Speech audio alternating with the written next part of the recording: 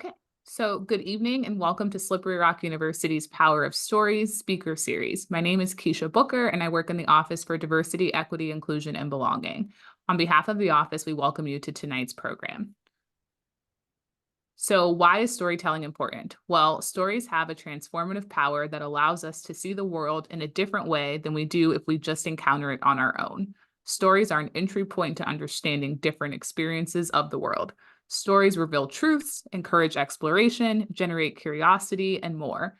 They become a connection tissue between time, people, cultures, and experiences.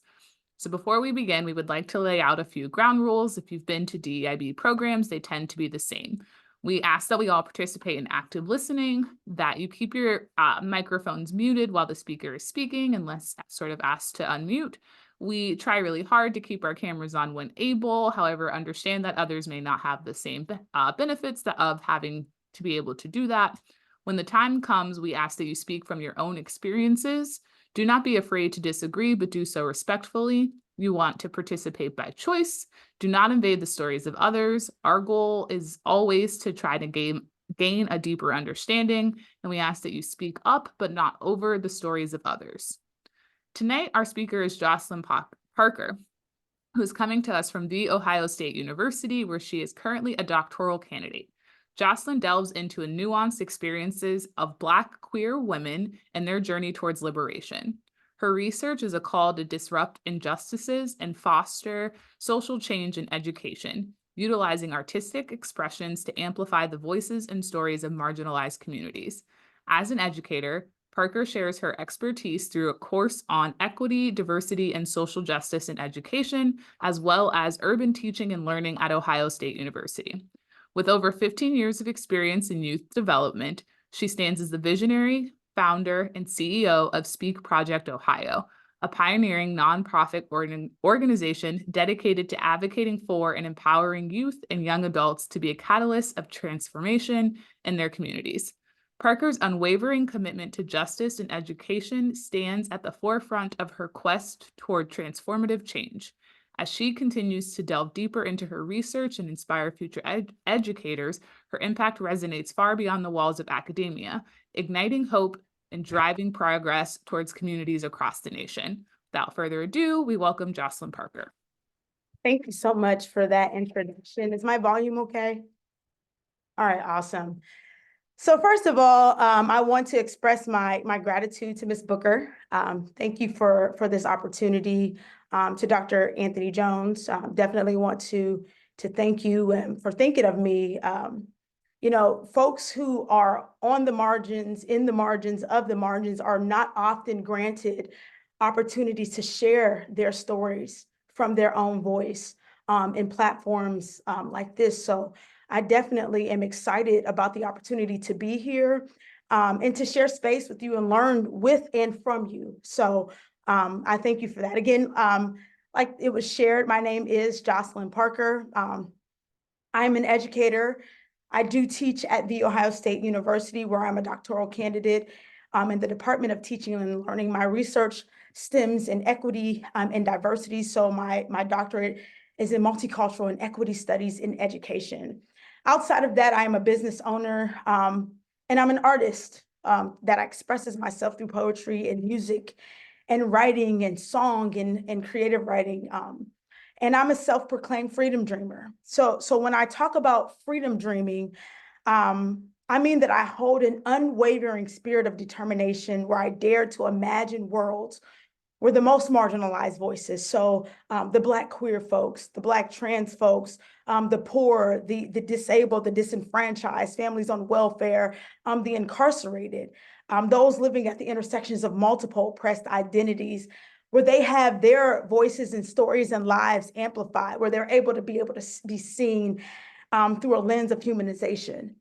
So I envision worlds where systemic oppression is dismantled and where the pursuit of liberation really knows no bounds. So today I'm really honored to share my story with you as a Black queer woman, as a Black queer gender nonconforming woman who really dreams of freedom. And that's really what it's about, is that my dream is of liberation for all people. And I believe that starts from bottom-up approach. So as I'm currently wrapping up my dissertation, Again, with the focus on Black, queer, gender nonconforming women who engage in artistic practices as refusal to challenge normative ideas and to challenge the status quo and to cultivate spaces for personal and collective liberation, engaging in conversations like this with scholars is incredibly exciting, and it's honestly a welcome break from the hours that I've been spending writing this dissertation. But more importantly, I really see it as an opportunity to share space with young people who will undoubtedly shape our future.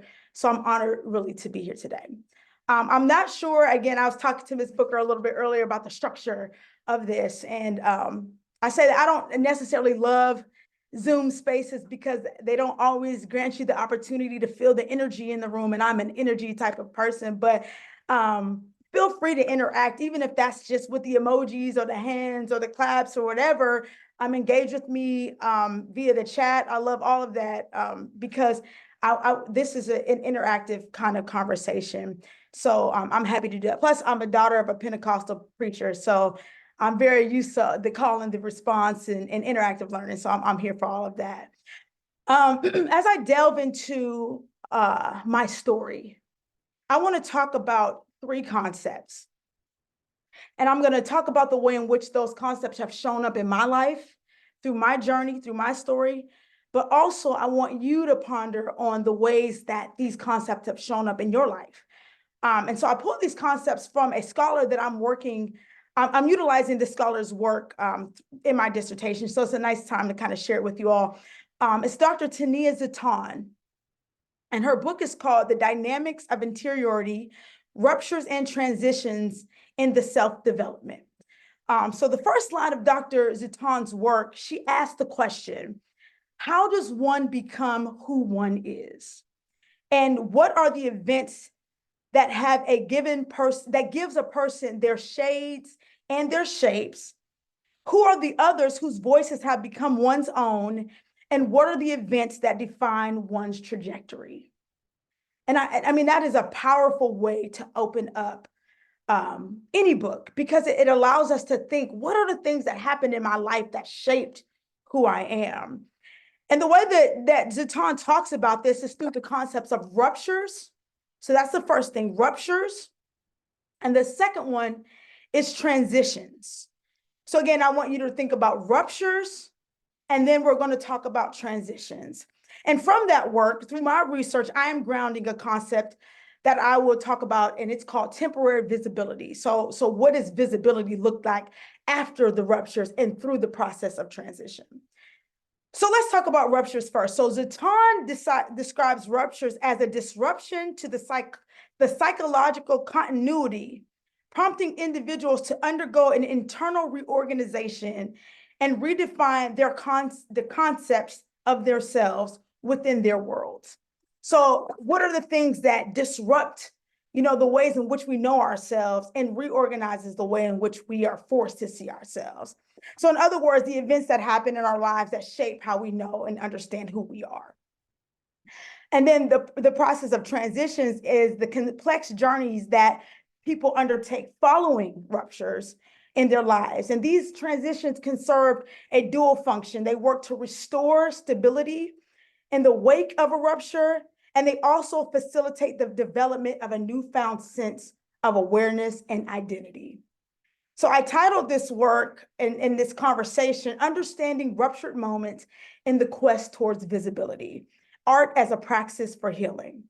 So with that, I'd like to start with a quote from Pat Parker, who is an activist and a scholar and somebody that I really, really enjoy Pat Parker's work. And she says, if I could take all the parts of me when I go somewhere and not have to say to one of them, no, you stay home tonight because you won't be welcomed, because I'm going to an all-white party where I can be gay, but not Black.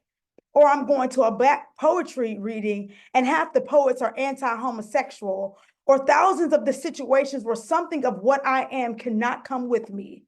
The day that all the different parts can come along, we would have what I call a revolution. So as I was thinking about the ways in which my identities have shaped the way I understand myself, I first have to understand the first messages that I heard about who I was. So my journey of understanding those messages that I received were from, like most of us, from my parents.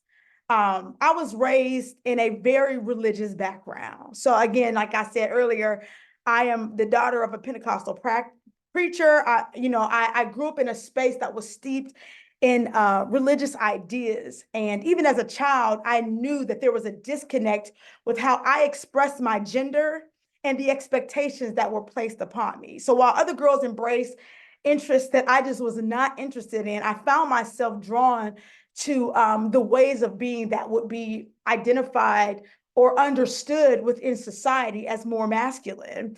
But I did not have the language or was not fully able to articulate what that meant. But despite lacking that language, I did know that I was different. And in the place of my family, my home, and my church, I recognize or begin to hear hateful and harmful words and language that spoke about this thing, homosexuality, and the ways in which, homosexual people should be treated or exiled. And when you're young and you're hearing words like hell and abomination and, things that were steeped with ideas of push out, you begin to internalize what that meant. And so as I grew up, the ways that I was feeling and the things that I heard began to connect. And I started to connect the dots between my own feelings and the biblical concepts of homosexuality, and fear became a constant in my life, a rupture. That was the first time that I understood myself as different. The first time that I understood myself as other. The first time that I understood myself as wrong. And I didn't know exactly what to do with that. And so the only thing that I knew to do was to try to pray it away. So like there was this concept that was happening in religion that you would almost like pray the gay away. And, that was very heavily in the holiness or hell church that I was growing up with, because I was fearful that this way of being and knowing and understanding of myself would keep me not only as deviant in the eyes of my family and my church, which was my community and what I understood, but also, through the eyes of God, to see yourself as not being worthy of love through God. So those were my first understandings of rupture. And the thing that I could remember at that time, the thing that I was doing at that time, and I didn't quite understand what it was that I was doing, but I would write, I would journal, I would write songs, I would write creative stories, I would write poems. And what I was doing was that I was allowing myself, even in those times, to reimagine worlds where I didn't have to live in fear. Reimagine what love could look like, reimagine what I could look like in the worlds that I was creating through my writing and through my creativity. But I didn't allow myself to read those things out loud. In fact, those were hidden. They were concealed for fear of being found out. But that's what I was doing. And as I continued to navigate through life, I found myself in college. So again, I had my first rupture of my identity of queerness through church, through home, through community. But my church, home, and community was a predominantly Black space. So the people around me were predominantly Black. They came from, backgrounds that were similar to mine. And so the first time that I ever recognized myself as other through race was when I went to college. So I went to college in an Amish community. So I don't know if anybody is familiar, but I went to a place where there was one street light. It definitely was not very diverse, but I was able to go to school for free. And so that's where I was going. I was able to go to school for free again, and I was able to play basketball. So I remember when I was first heading to college, I saw a horse and buggy drive by. And I remember thinking to myself, like, my parents, you have to hate me, because how are you sending me to this place? It was so different from what I had grown up with. Their school had less than 2% of students identifying as people of color. And it was in those times that the prevalence of microaggressions and blatant racism was really impossible to ignore. It was a jarring awakening that I had grown up again in a Black community where racial dynamics were familiar, but they were not overt. But at school, the disparities were glaring. And it was culture shock that hit me like a tidal wave. So suddenly I was acutely aware of my Blackness. I had never, like I had never been before. Um, and so the idea was that, there were a lot of people who were on this campus who believed that there was a mass group of minority students who had come to the school, and that they were simply being let in, and that they weren't qualified to be there. And we certainly did have to have the grades. And again, like I wasn't, top student, but I certainly had very good test scores and, grades and extracurriculars that made me a strong candidate for admission. But that was being overshadowed by this idea in this place. And so I can remember one incident in particular. It was my first year. And because I was stalling so long to get into school, to decide to go to that school, by the time I made my decision, was too late to pick my own roommate. So I was placed with a young lady who was from a part of Pennsylvania. I'm not really sure, and I don't remember, but she had never physically seen a Black person in her life outside of television. And so you have to understand, this is early 2000s, and you would think that by this time we would be, far beyond these things. However, we were placed in a room together, and she was petrified of me. The stereotypical things that she had heard about Black people, Black women in general, she believed to be true. She assumed that I would hurt her in some ways, that I would be violent, that I would be angry. And I remember one particular time I was called into the Dean of Housing, where this young lady was, our RA was, and the dean was. And I was told that I had to move out of my room. And they explained that this young lady was afraid of me. And then when I asked, I had done nothing to her. I had asked, what was wrong. And the young lady said that her grades were slipping because she wasn't getting sleep at night, because she couldn't sleep because she didn't know what I was doing at night. And I remember being so frustrated because I didn't understand why I had to move when I didn't have the problem with her. And I knew that my dean and my RA understood it to be wrong, but her mother was involved in the situation, and there was a power play with money that I didn't know about at the time, but also that I did not have. And so it was in that moment that I realized the role of bias and power. And I recognized that at this school, my Blackness was demonized in that regard. Another rupture, a rupture to my identity, a rupture to how I knew myself, a rupture to how I understood myself. And so I found my spirit to be wounded. And Dr. Bettina Love talks about a spirit murdering and what that means, and how that shows up in educational systems, how that shows up in institutions where power can oppress, particularly those who are in the margins. And so I found myself trying to minimize how I allowed my Blackness to show up in certain spaces, through the way in which I spoke, through the clothes that I wore, through the times where I didn't outwardly speak up for myself for fear that, just like the time where I was put out of my room because somebody was afraid of me, that I would not have the support or the backing that I needed to, get through whatever rupture it was. But again, the one thing that I can remember in those times was that I would write, that I would journal, that I would write songs, that I would write poems, that I would write stories.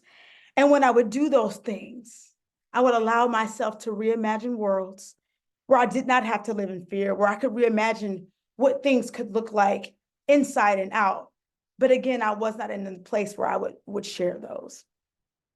Dr. Kimberly Crenshaw describes the concept of intersectionality as intersecting forms of discrimination that individuals face and how they compound each other. So where they're not just seen as isolated. So in my case, speaking of my identities, Blackness, my womanhood, my queerness, my performance of gender, that they weren't isolated, identities, but they were compounding one another to create the position in which I found myself in the world. In fact, there was a time that I was actually terminated from a job just based on the fact that, my higher ups were afraid of what, a person who identified as a queer person, how that would negatively affect funders, how that would negatively affect the way in which people saw the organization because I was in charge of youth programming. I was told at a time that I didn't need to tell people that I was queer. I didn't need to have photos of my partner on my desk, that it was nobody's business, despite my colleagues who identified as straight being able to have their partners on their desks or their children or whatever. So I asked myself, what was the difference? So here I was attempting to make sense of everything that was happening in my life. And I was growing fatigue to my spirit, trying to live in a way that made people comfortable at the expense of my own happiness and my own freedom. Ruptures.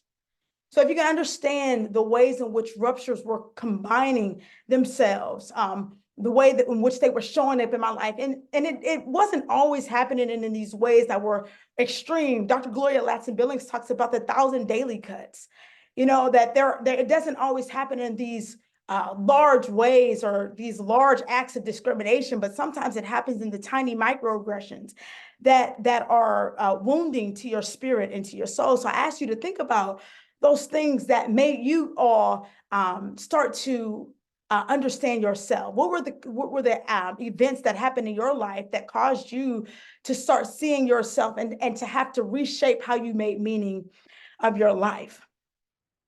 But again, the one thing that I would do is I would write. And so Zatan talks about the process of transitions through that. Through those transitions, she talks about transitions in a way of 4 resources.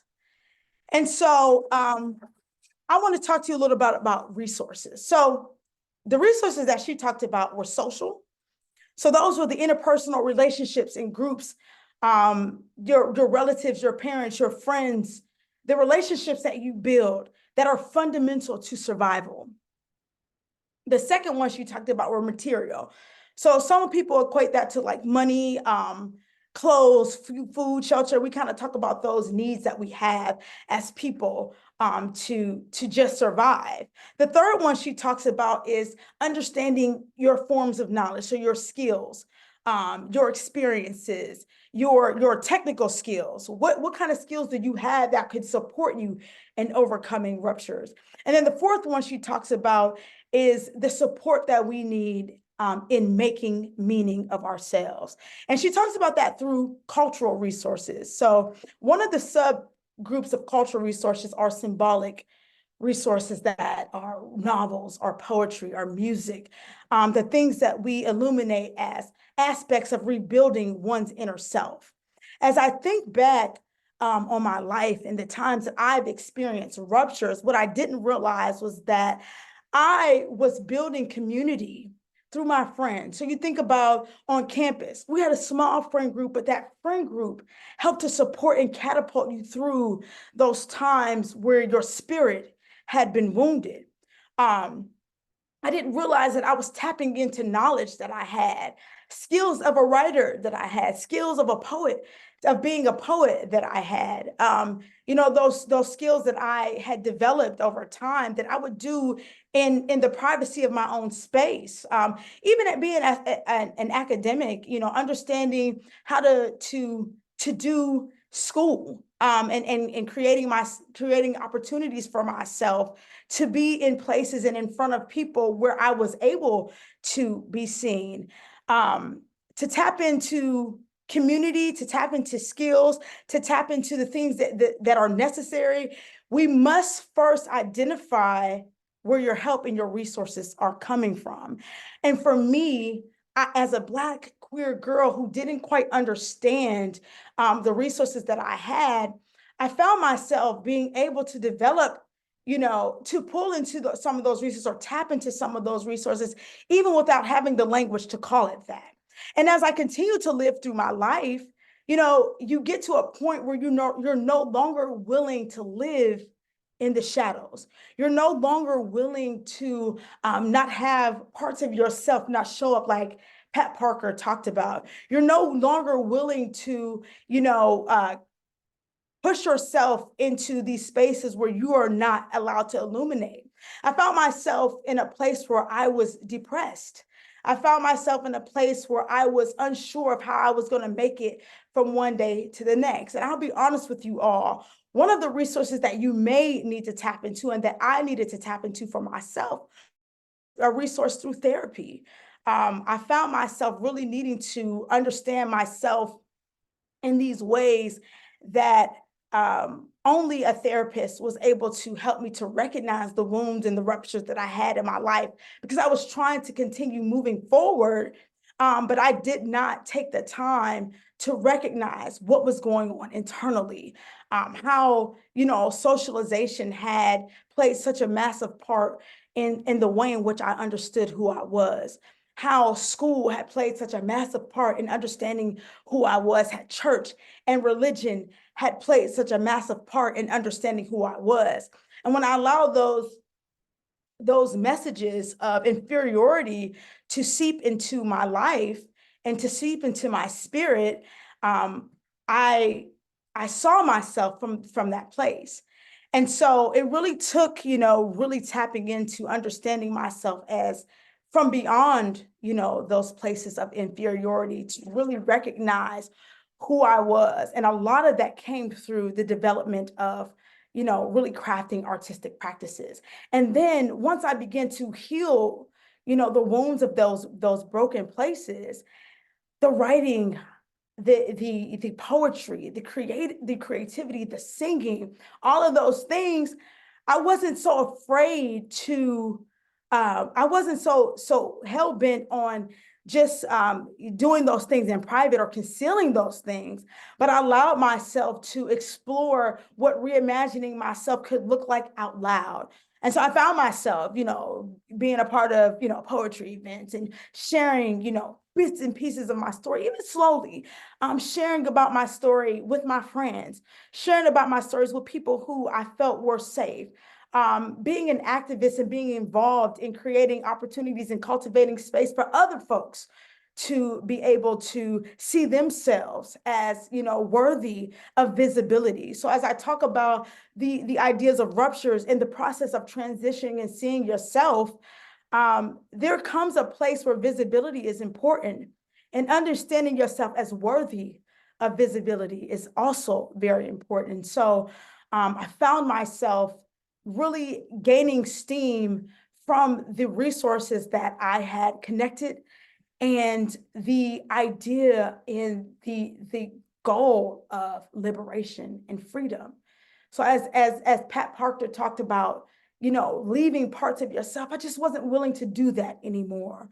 I wasn't willing to leave parts of myself in places hidden and, unable to be seen any longer. And that's not to say that ruptures don't still come, but it's like a muscle, right? Like for those of us who are into fitness, that first time you hit those weights and you hit them heavy, that next day you're gonna be a little bit sore, it may be hard to get up, and sometimes it's hard to get back into the gym because you remember the soreness that you felt.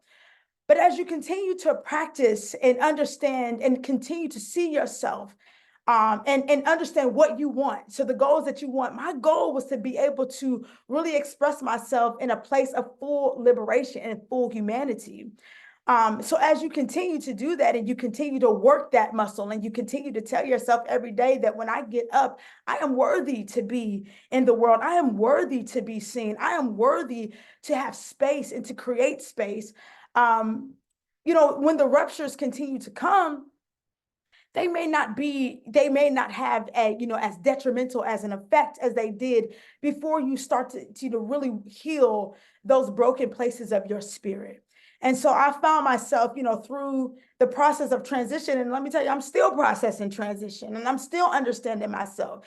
And when ruptures come, I'm able to deal with them differently, but I'm still working through those places of rupture and transition. But I'm able to see myself as worthy of visibility in those places and, in those times. And so The stories that I'm able to tell and share are important because there may be other folks whose ruptures may not look like mine, but who have ruptures in their lives and who have experienced wounds in their lives, and they're not quite sure how to deal with those.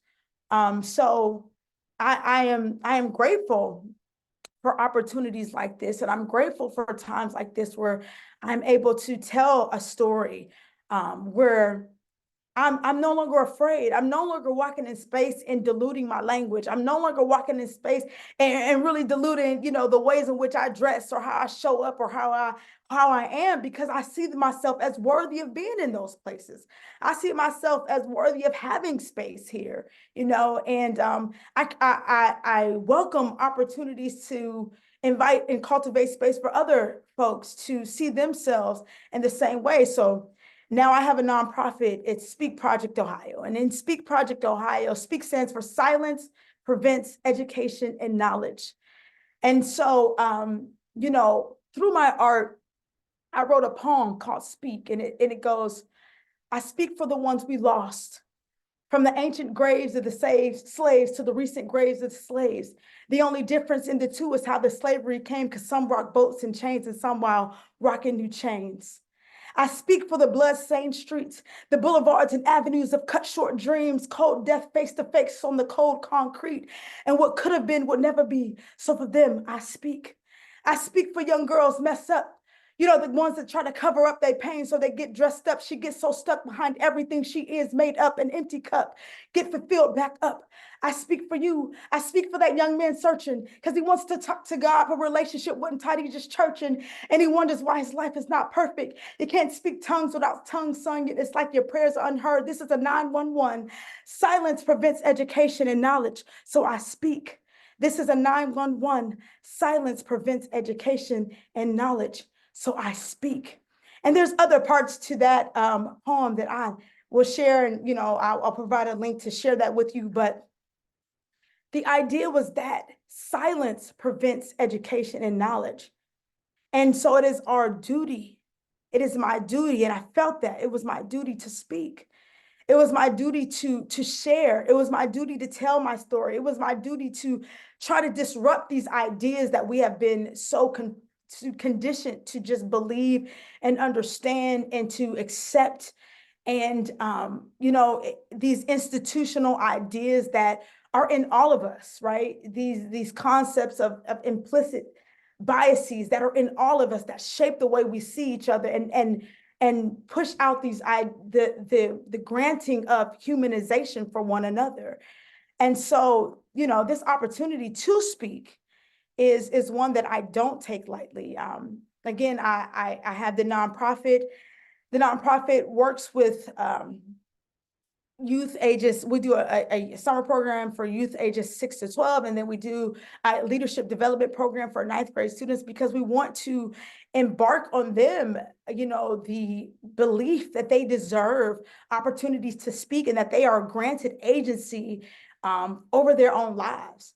And that is something that we were not taught, that I was not taught, as a young person who was afraid to see their differences in a world and through a lens of normativity as something that was beautiful and something that was good. And so my job now is to create avenues and opportunities for young people to see themselves and to position themselves as agents over their own lives.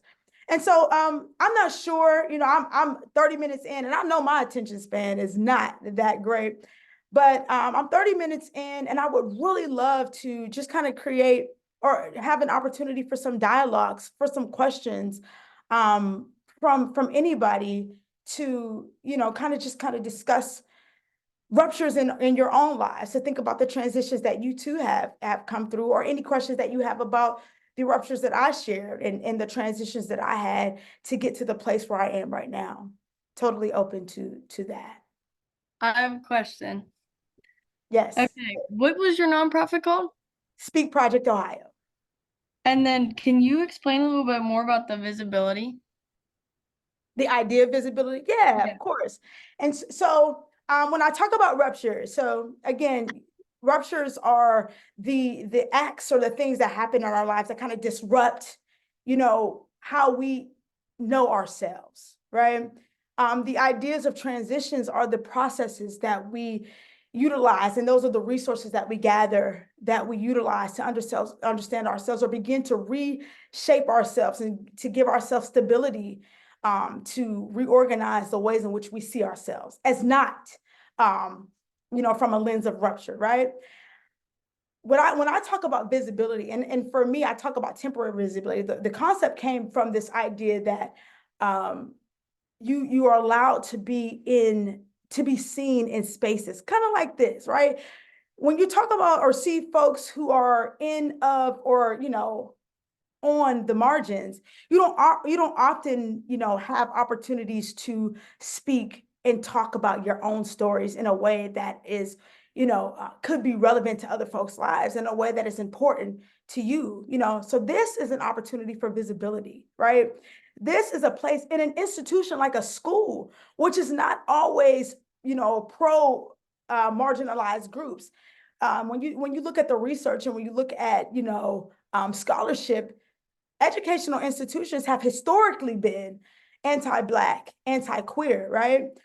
So when you have a person, who sits in a space where they have marginalized identities, and they're given a platform to be seen, to be visible, to be able to tell a story, that is a place of what I call temporary visibility. I call it temporary because it is fleeting. We're going to talk here for an hour, and then everybody's going to go and do, their own thing. Y'all going to enjoy this beautiful weather.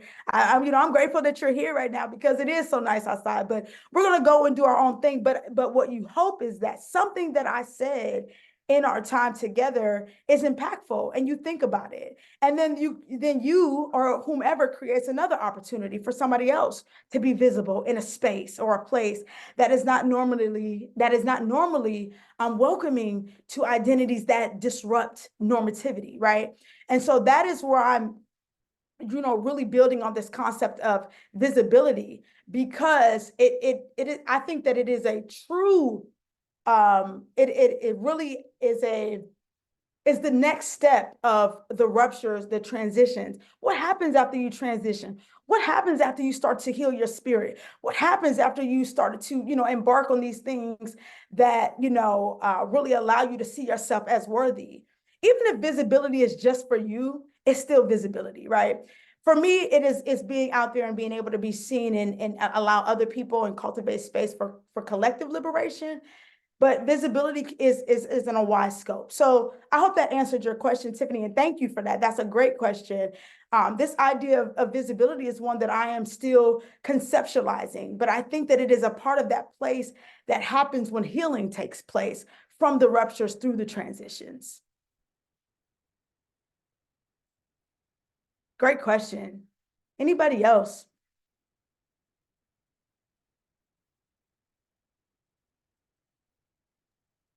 Can you talk to us about any quick tips or suggestions you have for people who suffer from instances where we are experiencing death by 1,000 cuts? Because that is Yeah, a very interesting topic, and it's hard in the moment when you know yeah, what you're experiencing, but other people are unaware.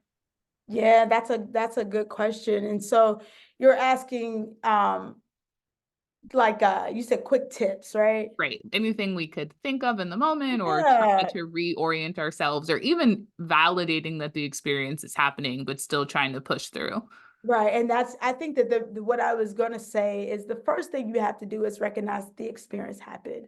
And sometimes, just like you said, sometimes what happens is that you're recognizing it on your own, right? Like, we don't often come to places where, you're experiencing something, and you experienced that, right? Like, that what just happened, like, that felt like a microaggression, or that felt like, something, that those words were harmful. And the worst thing that can happen, Ms. Booker, is that when you are experiencing harm, are you experiencing those 1,000 daily cuts, or one of those 1,000 daily cuts, and somebody tries to minimize how you are feeling? Somebody tries to minimize, your experience. I think that the one thing that you need to do is recognize that it happened, and recognize what you felt, recognize, what that did to you in the moment.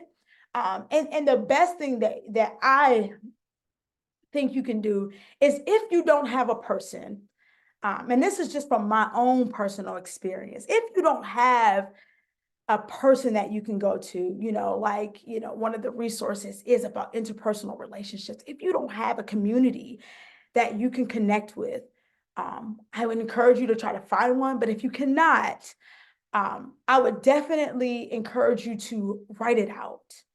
The worst thing that you can do is to experience a rupture to your spirit and internalize it and keep it locked in and bottled up. And so what I found, like, my partner right now is like my sounding board. I go to her all the time and I get it out. So now I have somebody that I can talk to, my therapist. I have somebody that I can talk to, a trusted place. I have a community of folks that I can talk to. But if I did not, I would write and I would share with my own journal what I experienced, how that made me feel, because at least you can get it out. And there's an exercise that I had done with a lot of my students, and sometimes we write out some of the pains and the wounds of ourselves, and just as a symbolic practice, I'd have us all, look at it, understand it, see it for what it was, understand it for what it was, how it felt, and then we would ball it up and we would try, and then we would, rip it up and know that we got it out. And sometimes you need to sit with that, but we want to get it out, and then we want to try to enact on things that will help us to stabilize those wounds. So what are the things in your life that allow you to, stabilize the places in your, spirit that have been wounded? And sometimes we haven't recognized that yet, but it's in us, and it's around us. And there are resources, that have to be more resources in a visible way. But I think that the first thing you do is you recognize that it happened. And you don't minimize the way in which it made you feel. And then you find a place that is safe enough to get those things out, so that you are able to begin to work through those wounds. And so they don't fester and make you sick. So that's what I would say for sure. Anybody else?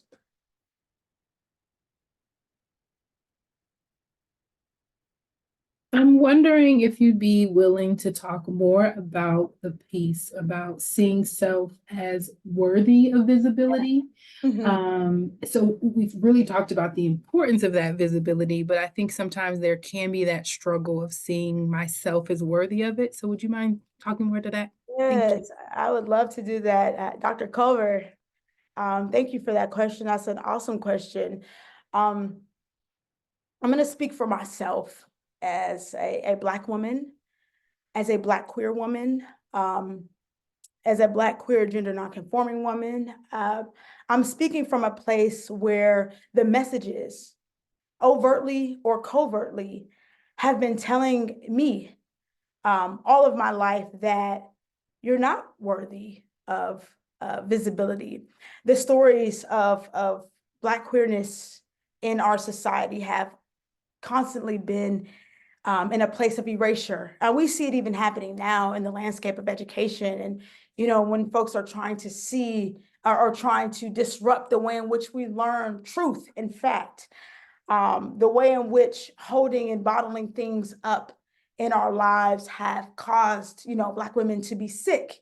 You line up 10, Black women on a stage, and 7 of them are suffering from fibroids, right? The stress of our lives is legitimately making us sick, right? And so you begin to see yourself from the lens that have been overtly pushed on us through over time. This is not something that just happens once. We have to understand the historical context of how we got here. We're going all the way back in history, and the ways in which Black bodies have been seen, the ways in which Black bodies have not been valued, the ways in which Black bodies have been, sold and have been worked and have been labored, not for the benefit of self, but for the benefit of others, right? So we have this whole history of seeing ourselves as unworthy. And, as Du Bois talks about this idea of double consciousness, the ways in which we see ourselves, but the ways in which we understand how we are being seen by other folks.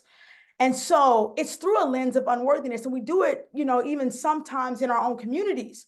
When you say, you have to act a certain way, you have to be a certain way, you have to perform a certain way, your dialect needs to be a certain way. You can't bring Black language into the classroom. You can't, wear your clothing like that. We are, constantly hearing these messages of ourselves as being not worthy. And so how do you disrupt that? How do you see yourself beyond the scope of not being worthy when all of the messages around you, whether loud or quiet, are telling you that you're not? And so that is a challenging space to be in. But I think that it really starts with the internal healing. When you find ways and spaces to stabilize the wounds of the self, and you begin to unlearn, and that's heavy and that's hard, because the unlearning process happens constantly. It's not, a one-time thing, but it's a constant unlearning because there's been constant messages, right? So it's the constant unlearning. And then you have to begin to relearn. What does it mean to be me? What does it mean to be, Black? What does it mean to be queer? What does it mean to be those things at the same time? What do I add? What type of value do I add to the world? Again, surrounding yourself with folks who are going to, really pour into your spirit. But the idea of worthiness really comes from an act of unlearning, and that's been my experience. It's the act of unlearning and relearning. It's the act of, for me, from a spiritual, concept, having a dad who's a pastor, it's the act of unlearning these ideas that you're, destined for this fiery place, right? When, you have to unlearn and relearn that that's not true. And I am worthy of to be seen as valuable and loved. And, there is this space of, this unconditional love that most of us don't, have and understand. But it is through the act of unlearning, Dr. Culver, I believe fully in my heart. And that is hard because we are constantly bombarded with messages that try to push you into a place that make you feel unworthy. But we must continue to have these conversations. We must continue to cultivate space. We must continue to put people in the place of visibility, make folks seen who are not always seen. We must continue to uplift voices of, the voiceless. We must continue to, come from a bottom-up approach, because when the least of these are seen as human, right? So that's what the founders of Black Lives Matter talks about, the least of these. And we're talking about the folks that are in the margins of the margins, right? When the least of these are being pushed up and seen in a place of humanization, everybody is free. Everybody is free. And so it doesn't take away, the freedom and the liberations and the worthiness of other people by catapulting and pushing others up. And so we have to just continue in those messages and continue to create space for dialogue such as this, and continue the act of intentional unlearning of, of harmful messages that have wounded and ruptured the spirit and the soul. Thank you for that question, Dr. Culver.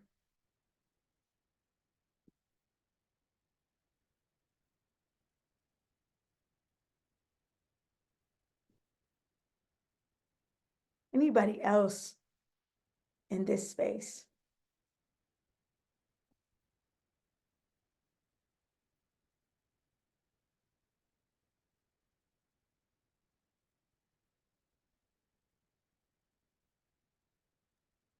You had spoken earlier about how certain aspects of yourself weren't valued in certain places. And so I'm wondering if you could give advice to some of our students on the line about how to show up as your whole self and how to find spaces that honor all of your aspects of your identity and your intersectional being. Yeah, that's a good question. One of the places that is really unique is that what I've learned is that people will use the parts of you that they need and desire and then not want all of you, right? So like, for example, I was a singer, and so I would sing at my church. And so I was allowed to sing and utilize my talents and gifts in the space of the church, but I was not allowed to be seen as my full self. So like parts of me would be pushed out and othered and not valued, right? Because while I value your voice and your ability to hold a note, I don't value this other part of you. So amplify this, but shut this down, right? And so, there's this unique balancing act that folks are often made to play when you're trying to engage in a sense of belonging, because that's something that we all want. I don't care who you are. I don't care, what you say. We all want to feel. There's a part of us that wants to feel like we belong somewhere. And so, when you find yourself in this space where you're balancing what that means for all of you, it becomes very difficult. And so I found myself there. I found myself really, trying to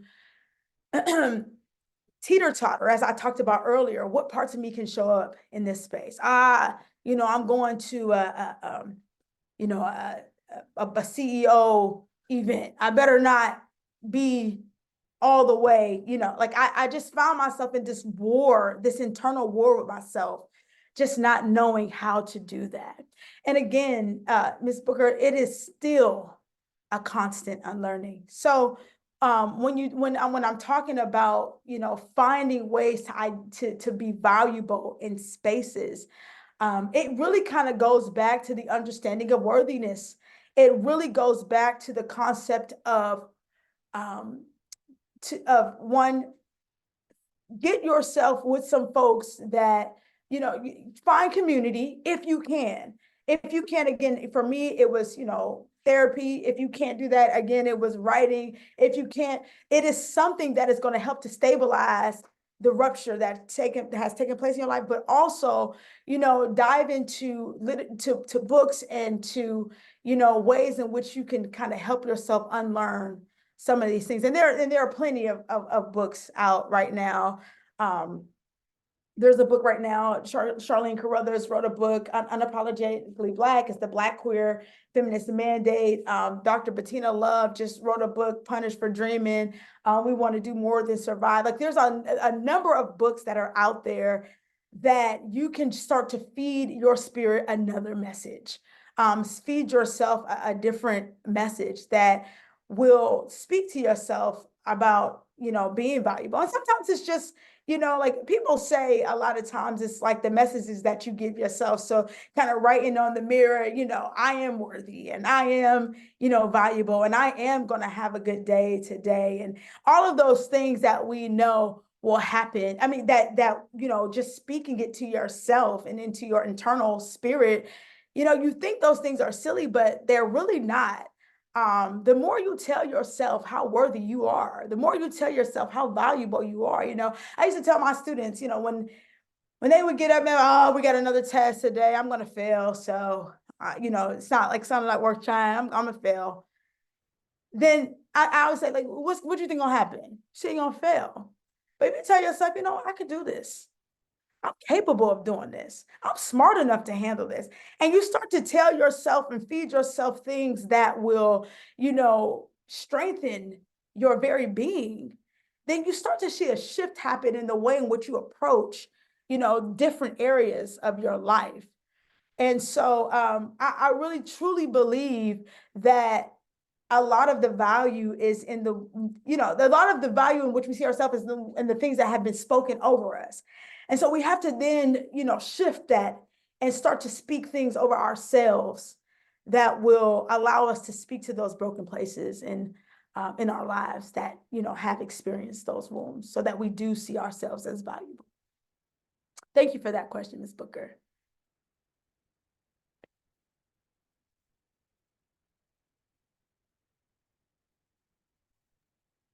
Are there any other questions? You can also place them in the chat. Do I have access to the chat, Ms. Booker? I'm not sure. I can't see what other people see. Oh, I didn't Um, see it on my end. So that's good. I have another question. Yes. Earlier you spoke about like voice, and particularly you talked about having written and then working to that place of starting to share your work with trusted folks and then publicly. And so when we think about like working through that process, sometimes we don't know what our voice sounds like because we haven't been using it or it's been silenced. And so I wonder if you could just share more to like that experience of learning the voice, hearing your voice Yeah. for the first time, Yeah. growing in confidence with your voice. Yeah, that's good. It's an excellent question. Yeah. So again, I've always kind of been a writer. So I will say that I would tell my mom stories, make up stories. As a kid, I would write, different things growing up. Again, concealing some of the ideas of myself when I wrote more personal pieces. Before I was able to fully find myself in a place where I felt like I could share and I felt confident to share. But that process was very unique. It was a very unique process. And sometimes, sometimes it could be as simple as sharing it out loud to yourself in the mirror, like something that you have written to yourself or written for, as a place where you kind of just needed to get something out. Sometimes hearing your voice, recognizing your voice and becoming comfortable with your voice is a matter of sharing it just out loud, in a space that is safe. It could be looking in the mirror and speaking to yourself out loud, finding your voice. And it could not be writing. Some people, find their voice in a number of different ways. That was just, my experience. But before I got confident to, be able to do spoken word and poetry and singing and all of that out loud, a lot of that came from just the internal dialogues and the external dialogues that I had with my own self, and sharing my writings with my own self, and hearing the way and inflections in my voice within my own self. So before I even became comfortable, it was a self conversation. It was a conversation with me and me, an audience of one, right? Before I was able to really dive into what it meant to share this with others, because until I was comfortable, until I found that place, it almost didn't have the same effect, in my mind as me sharing it with other folks, particularly from a place where, you're working through some things. I had to work through them with myself. And so me finding my voice early on really was finding it through internal and external conversations with me. And saying those things out loud and speaking those things out loud, to myself, and until I was able and comfortable to do those in other spaces. So, yeah. Thank you for that, Dr. Culver.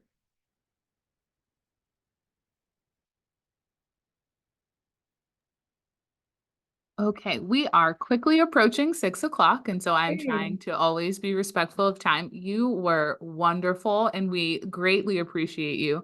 Ironically, we started this series on the appalling silence of good people, and we are ending this particular academic year with great conversation on owning your voice and really making yourself seen and feeling seen and valued. And so and how silence affects all of this process. And so I really appreciate you. I appreciate you tying together this wonderful series we are trying to produce. If anyone has any lingering questions, feel free to stay for a few minutes. At this point, I'm going to stop the recording, and I hope you all have a wonderful end of your semester. Thank you so much. And thank you for the opportunity again, to share space with you all just for this hour. Next time, I would love to come and see y'all in person. I think that would be a dynamic opportunity. So thank you again for that. I just wanted to